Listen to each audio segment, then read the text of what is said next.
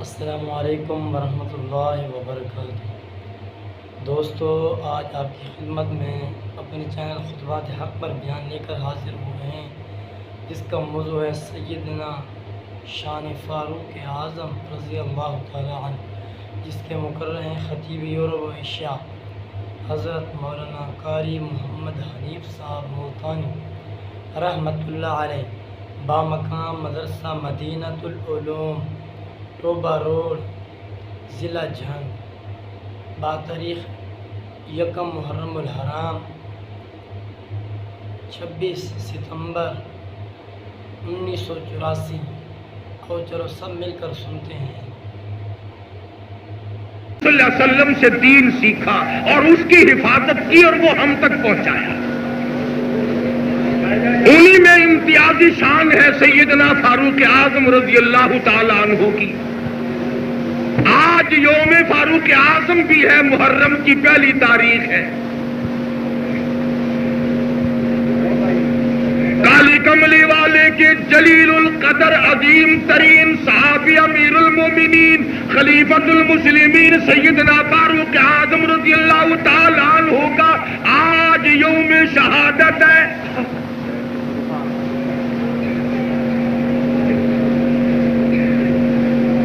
سن ہجری کی داغ بیل فاروق اعظم نے ڈالی، اور فاروق اعظم کی وہ عظیم شخصیت ہے، وہ عظیم شان ہے۔ بلا اندازہ لگاؤ، مانگنے والا محمد مصطفیٰ ہو اور دینے والا خدا ہو، کتنی بڑی دولت مانگی ہوگی۔ اللہ سے مانگ کر لیا ہے، پروردگار عالم نے مدنی کریم صلی اللہ علیہ وسلم کی جھولی بھر دی اور یوں کہہ کر کے مانگا ہے، الہی اگر خطاب کا بیٹا ایمان لے آئے، تیرے اسلام میں جان پڑ جائے گی، شان پڑ جائے گی، آن پڑ جائے گی۔ گویا مدنی کریم صلی اللہ علیہ وسلم نے فاروق اعظم کو اسلام کی شان بتایا، اسلام کی جان بتایا، اسلام کی آن بتایا، اسلام کی قدر و منزلت بتایا، اسلام کا محافظ بتایا، اسلام کا نگہبان بتایا۔ یوں ہی تو نہیں مانگا۔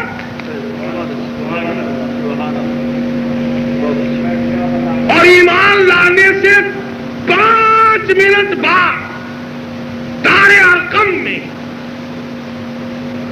حضرت ارقم رضی اللہ تعالی عنہ کے گھر میں حضور صلی اللہ علیہ وسلم نے وضو فرمایا اور آپ نے نماز کی نیت باندھنے کا ارادہ فرمایا۔ تو فاروق اعظم دیکھ رہے تھے مسلمان کتنے دنوں کا ہے؟ 5 منٹ کا مسلمان، 5 منٹ کا مسلمان۔ ابھی 5 منٹ ہوئے کلمہ پڑھے ہوئے۔ ہم غور کریں، 70 سال ہو گئے کلمہ پڑھتے ہوئے، 80 سال ہو گئے کلمہ پڑھتے ہوئے، 50-60 سال گزر گئے کلمہ پڑھتے ہوئے، آج تک کلمہ اندر نہ گیا، عمل میں نہ آیا، کردار میں نہ آیا، اخلاق میں نہ آیا۔ ارے فاروق، قربان جاؤں تیرے پیروں سے اڑی ہوئی خاک پہ، تو 5 منٹ کا پہلا مسلمان ہے اور کہتا آقا یہ کیا کرنے لگے ہو؟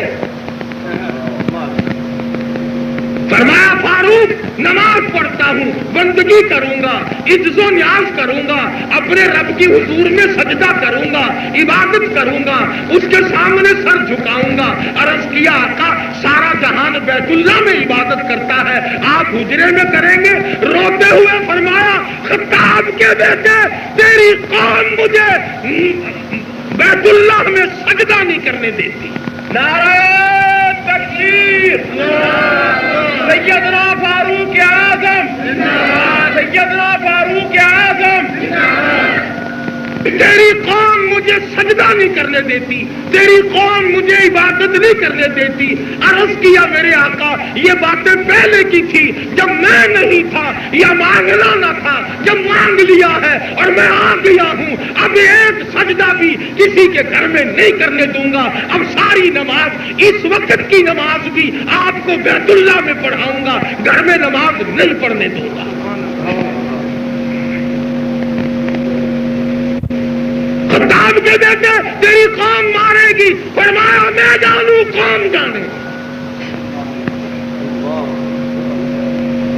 ہمارے سامنے دین کی توہین ہوتی رہے، قرآن چلتے رہے، قرآن گندگیوں میں پڑھتے رہے، قرآن مجید کی توہین ہوتی رہے، کچھ بھی ہوتا رہے، ہمیں کیا لینا؟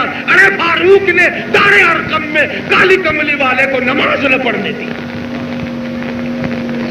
اور بیت اللہ میں آ گیا لے کر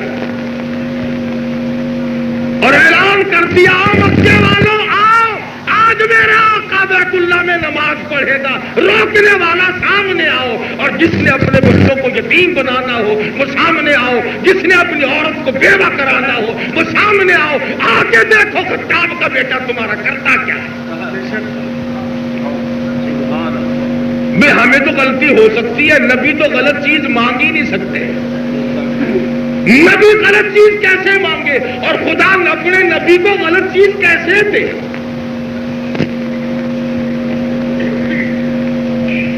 اور فاروق اعظم کی وہ ذات ہے، وہ گھر ہے فاروق اعظم کا جس دروازے پہ محمد کریم صلی اللہ علیہ وسلم دلہا بن کر تشریف لائے۔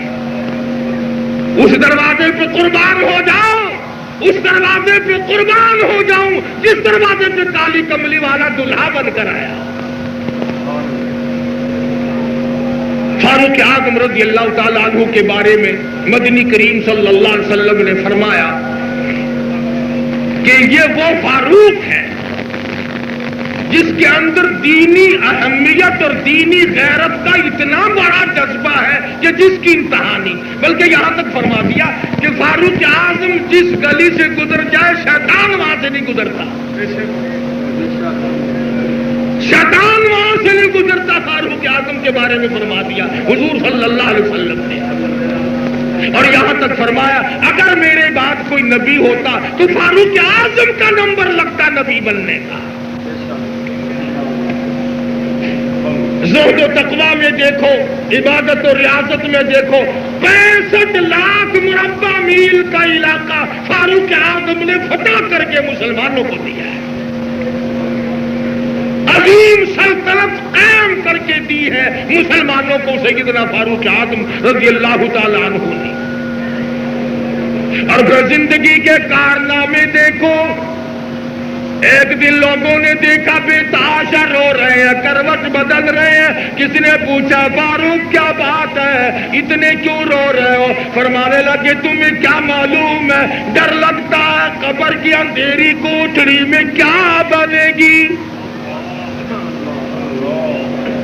فرمایا تجھے کیا غم ہے، تم تو نبی کے سسر ہو، فاروق اعظم ہو، تم تو بہت بڑے جلیل القدر صحابی ہو۔ فرمانے لگے تم نہیں جانتے ان بطش ربک لشدید،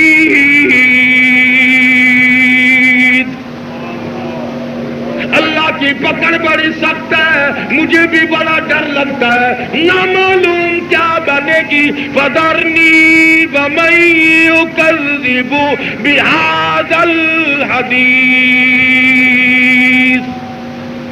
سنستدرجهم من حیث لا یعلمون واملی لهم ان کیدی متین۔ صحابہ قرآن پڑھ کر کے رویا کرتے تھے، ارے ہم قرآن پڑھتے ہوئے مرنے کے لیے تیار نہیں۔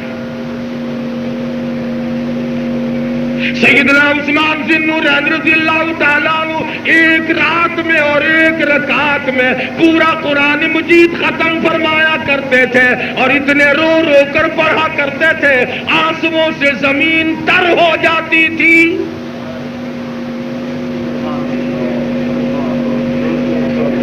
صرف موت سے بے خبر تو میں اور آپ ہیں، ورنہ صحابہ کو دیکھو، خود محمد کریم صلی اللہ تعالی علیہ وسلم کے بارے میں سیدہ عائشہ صدیقہ رضی اللہ تعالیٰ عنہ فرماتی ہے کہ میں اچانک بیدار ہو گئی، میری آنکھ کھلی تو میں نے دیکھا حضور سجدے میں ہے، اتنا لمبا سجدہ، اتنی لمبی عجز و نیاز، اتنا لمبا استغفار اور دعا۔ فرماتی ہے میں قریب لگ کے بیٹھ گئی، مجھے رونے کی آواز آئی، سانس گھٹنے لگا، میں مرنے لگی، کہیں آج میں بیوہ تو نہیں ہو جاؤں گی۔ اور فرماتی ہے جب آپ نے سر مبارک اٹھایا میں نے زمین پہ ہاتھ پھیرا تو آنسوؤں سے زمین تر ہو چکی تھی. یوں ہی تو مقام نہیں بن گئے ان لوگوں کے.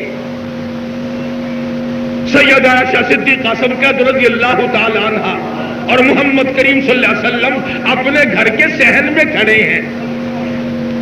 سبحان اللہ، ایک طرف صدیقہ ہے ایک طرف محمد مصطفیٰ ہے سبقت صلی اللہ علیہ وسلم. یوں حضور نے آسمان کی طرف دیکھا، حضرت عائشہ نے بھی دیکھا. حضرت عائشہ نے عرض کی یا رسول اللہ کسی کی اتنی نیکیاں ہیں جتنے آسمان کے ستارے، کسی کی اتنی نیکیاں ہیں جتنے آسمان کے ستارے. فرمایا عائشہ فاروق کی نیکیاں ستاروں سے بھی زیادہ ہے. فاروق کی نیکیاں ستاروں سے بھی زیادہ ہے. حضرت عائشہ عرض کرنے لگی یا رسول اللہ میرا ابا، اندازہ لگاؤ فاروق کی نیکیاں ستاروں سے زیادہ. اور حضور فرماتے ہیں عائشہ تیرے ابا کی ایک رات اور فاروق اعظم کی ساری عمر برابر نہیں ہو سکتی. سبحان اللہ. تیرے ابا کی ایک رات فاروق اعظم کی ساری عمر برابر نہیں ہو سکتی. کمال ہے، کمال ہے کس طرح سے اللہ تبارک و تعالیٰ نے ان حضرات کو نوازا ہے اور انہوں نے جھولی بھر لی. کوئی ایک ایک بات ہے. سیدنا فاروق اعظم رضی اللہ تعالیٰ عنہ فرماتے ہیں میں مدنی کریم صلی اللہ تعالیٰ علیہ وسلم کے گھر میں گیا. میں نے جا کے دیکھا بستر نہیں، برتن نہیں، کپڑے نہیں، ساز و سامان نہیں، صرف ایک کونے میں 2-4 مٹھی جاؤ کے پڑے ہوئے ہیں اور جس چٹائی پہ آپ آرام فرما رہے کپڑا کوئی نہیں، بسترا کوئی نہیں. آپ اٹھ بیٹھے، آپ کی پشت مبارک میں جھانک کر دیکھا تو نشان بن گئے.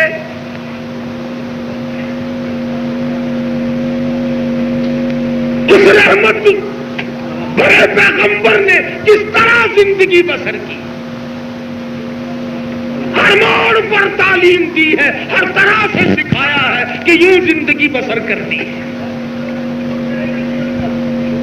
سیدنا ابو موسیٰ اشعری رضی اللہ تعالی عنہ نے فاروق اعظم کے پوتے کے ہاتھ پر چونی رکھ دی. اور چونی ملی کہاں سے؟ کباڑ کوڑے میں سے بچے کے ہاتھ پہ رکھ دی. ارے آرام سے بیٹھو. موسیٰ رضی اللہ تعالیٰ عنہ نے 1 درہم فاروق اعظم کے پوتے کے ننھے سے بچے کے ہاتھ پہ رکھ دیا. اس نے منہ میں ڈال لیا. فاروق اعظم نے دیکھا میرے بچے کے منہ میں پیسہ ہے.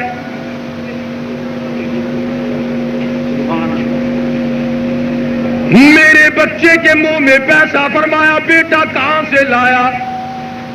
اس نے کہا ابو موسیٰ اشعری نے دیا ہے. حضرت ابو موسیٰ اشعری رضی اللہ تعالیٰ عنہ سے بلا کے پوچھا کہ یہ تم نے چونی کہاں سے دی میرے پوتے کو؟ کہا حضرت کباڑ کوڑے میں سے، مٹی میں سے ملی تھی، میں نے نکال کر بچے کے ہاتھ پہ رکھ دی، چلو کوئی چیز مول لے کے کھا لے گا. فرمایا کوڑے مار مار کر تیرا چہرہ بگاڑ دوں گا. قوم کے پیسے کو تو میرے بچے کے حلق میں کیوں پہنچا رہا ہے؟ قیامت کے دن میری نسل خراب ہو جائے گی.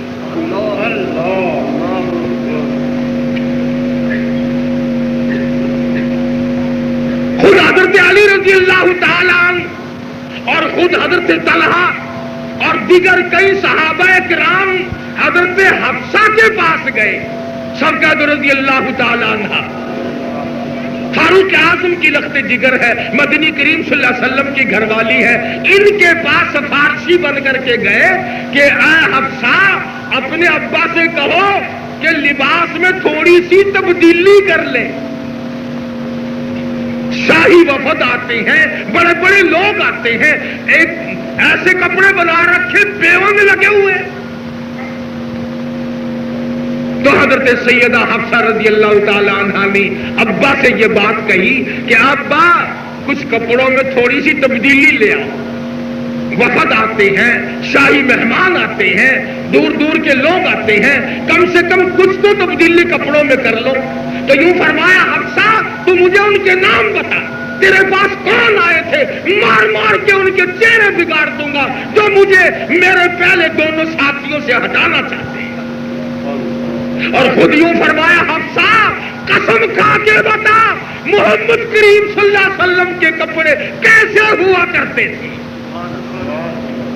قسم کھا کے بتا ابو بکر صدیق کے کپڑے کیسے ہوا کرتے تھے، حفصہ قسم کھا کے بتا جن کپڑوں میں محمد کریم صلی اللہ علیہ وسلم کو ہم نے دفن کیا وہ کیسے تھے۔ حضرت حفصہ رونے لگی اور عرض کرنے لگی ابا کوئی حالت نہ تھی۔ تو فاروق اعظم فرمانے لگے میں نہیں چاہتا کہ میں ان کے دربار میں جاؤں اور شرمندہ۔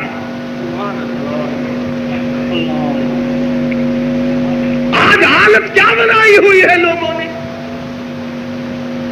رات دن ٹیپ ٹلوں میں وقت صرف ہوتا اور کچھ بھی نہیں۔ دلی کے دلالی منہ پہ چیکنا پیٹ خالی، کپڑے استری والے آٹا گھر میں 3 دن کا نہیں ہے۔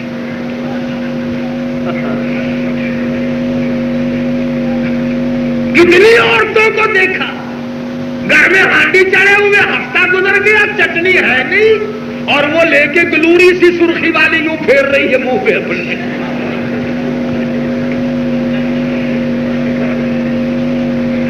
اندازہ لگا تماشا دیکھ، آٹا نہیں، چٹکی نہیں، پیسہ نہیں، ٹکا نہیں، دال نہیں، چٹنی نہیں، سرخی رگڑ رہی ہے۔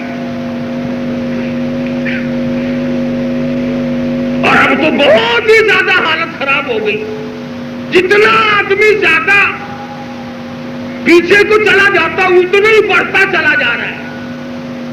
پہلے معمولی چارپائیاں ہوا کرتی تھی گھروں میں، اب مشہریوں کے بغیر گزارا نہیں، صوفے سیٹ ہونے چاہیے، کرسی ایسے ہونی چاہیے، برتن ایسے ہونے چاہیے۔ خیر برتنوں والا مسئلہ تو میرے پسند آیا، مہنگائی کا زمانہ ہے۔ پہلے جو پلیٹ ہوا کرتی تھی اس میں سیر پکا کھانا آوے تھا، اب انشاءاللہ آپ کی چھٹاٹ میں بڑھ جاتی ہے۔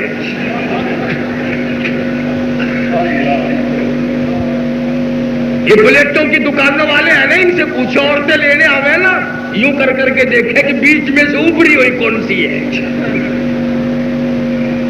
2 چمچی مارو پلیٹ کا تھلا سانس، پلے کچھ نہیں پڑتا۔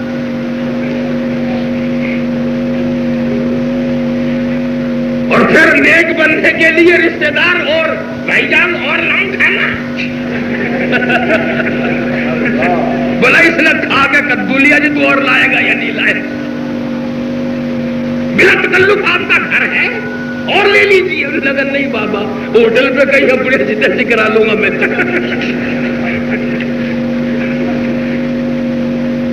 تہذیب دیکھو مسلمان کی، فاروق اعظم بھی مسلمان تھا، عیسائی جاسوس مدینے میں آیا اور کہنے لگا تمہارا شاہی محل کہاں ہے، کہاں ہے تمہارا شاہی محل؟ ایک صحابی کہنے لگا کہ یہ بغیر چھت کا مکان ہے نا، یہ جس کی چھت نہیں ہے یہی تو ہے۔ انہوں نے کہا اچھا، بادشاہ آسمان کے نیچے رہتا ہے اللہ میاں کے سامنے؟ کہ ہاں ایسے ہی ہے ہمارا تو بادشاہ۔ کہ چلو ملیں گے، ہے کہاں؟ انہوں نے کہا اپنے گھر کے خرچے کے لیے لکڑیاں اکٹھی کرنے گیا جنگل۔ آج یقین نہیں آتا 92 لاکھ مربع میل کا حکمراں، نبی کا سسر، دوسرے درجے کا خلیفہ، 2 نمبر پہ آنے والا خلیفہ محمد عربی صلی اللہ علیہ وسلم کا جوڑی پھیلا کر رب سے مانگا ہوا جوان اپنے گھر کے خرچے کے لیے جنگل میں لکڑیاں اکٹھی کرتا پھرتا ہے۔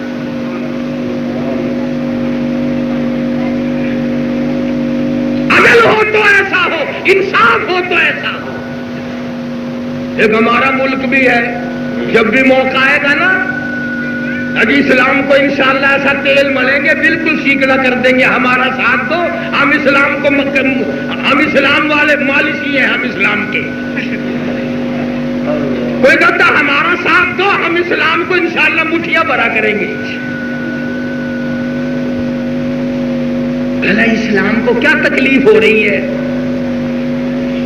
تم اسلام سے دور رہو، پھر دیکھو روس تمہیں کس طرح ذبح کرتا ہے.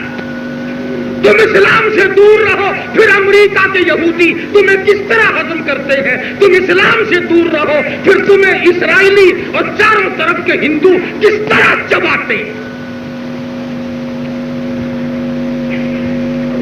37 برس کے ٹھگوں، سن 45-46 سے دھوکہ دینے لگے یہ انگریزی پجامہ پہننے والے، اور آج تک باغ نہ آئے. آگے پیچھے نہیں، ذرا سا کام نکلا.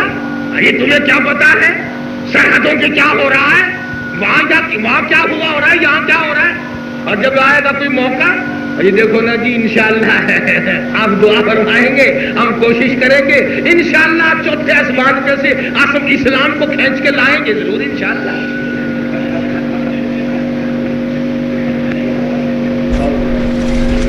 شروع سے لگے تھے حرکت کرنے. حضرت لاہوری رحمت اللہ علیہ نے، سید عطا اللہ شاہ صاحب بخاری رحمت اللہ علیہ نے، مولانا شمس الحق افغانی نے، مولانا سید گل بادشاہ مرحوم نے، ان سارے بزرگوں نے کہا ارے اسلام لاؤ، قرآن میں اس پہ لاؤ، اللہ اور اس کے رسول کی غلامی قبول کرو. انہوں نے کہا نا ٹھہرو، ابھی کشمیر کا مسئلہ طے کر لے پہلے، پھر اسلام کو پھر دیکھیں گے. ابھی کبھی کوئی بہانہ بنایا، کبھی کوئی بہانہ بنایا، پھر اب دیکھ رہے ہو تماشا. کل تم نے مشرقی پاکستان کھویا، اب سندھ کے حالات یہ مولویوں کے پیدا کرتا نہیں، تمہارے پیدا کرتا نہیں. اگر تم کلمہ ساری دنیا کے مسلمانوں کے رگ و ریشوں میں اتارتے، تم حضور کی غلامی کا طوق لوگوں کے گلوں میں ڈالتے، تم صدیق اکبر کی صداقت لوگوں کو جتاتے، فاروق اعظم کی عدالت سمجھاتے، عثمان کی حیا لوگوں کو بتاتے، علی کی شجاعت لوگوں کو بتاتے، حسین کی شہادت لوگوں کو بتاتے، امیر معاویہ کی سیاست لوگوں کو بتاتے، تمہیں یہ دن نہ دیکھنا پڑتا. اور اسلام سے غداری کرو، اور قرآن سے غداری کرو، اور مجدی کریم کے یاروں سے غداری کرو. پھر صوبائیت سامنے آئے گی، پھر قومیت سامنے آئے گی، پھر برادریاں سامنے آئے گی. ارے صرف تمام انصار مہاجر مقامی غیر مقامی سب کو ایک کرنے والا ہے لا الہ الا اللہ محمد الرسول اللہ.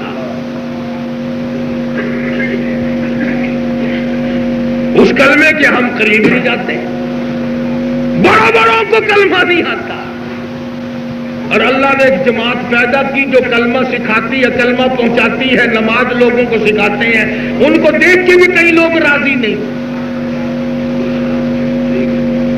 تو سیدنا فاروق اعظم رضی اللہ تعالیٰ عنہ اپنے گھر کے خرچے کے لیے لکڑیاں چننے گئے.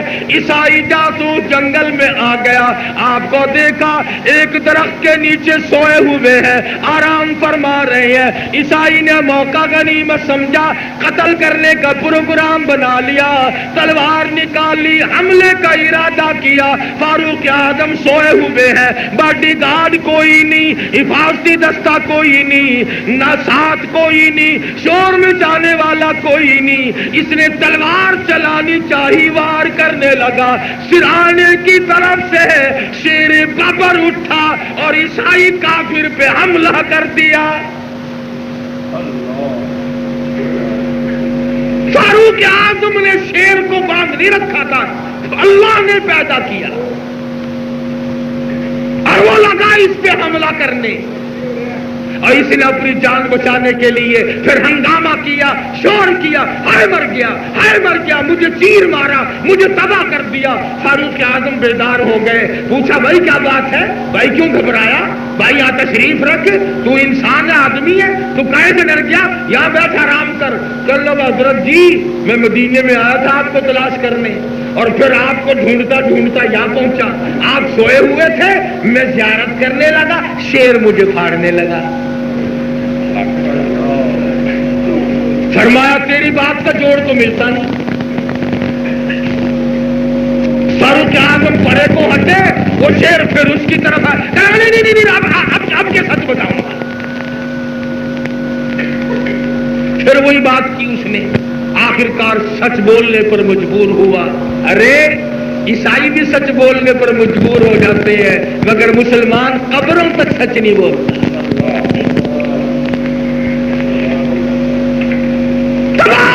ساری زندگی جھوٹ میں، فریب میں، مکر میں، دغا بازیوں میں، شرارت بازیوں میں، کب باز آؤ گے؟ فرمایا اتا امر اللہ فلا تستعجلوا۔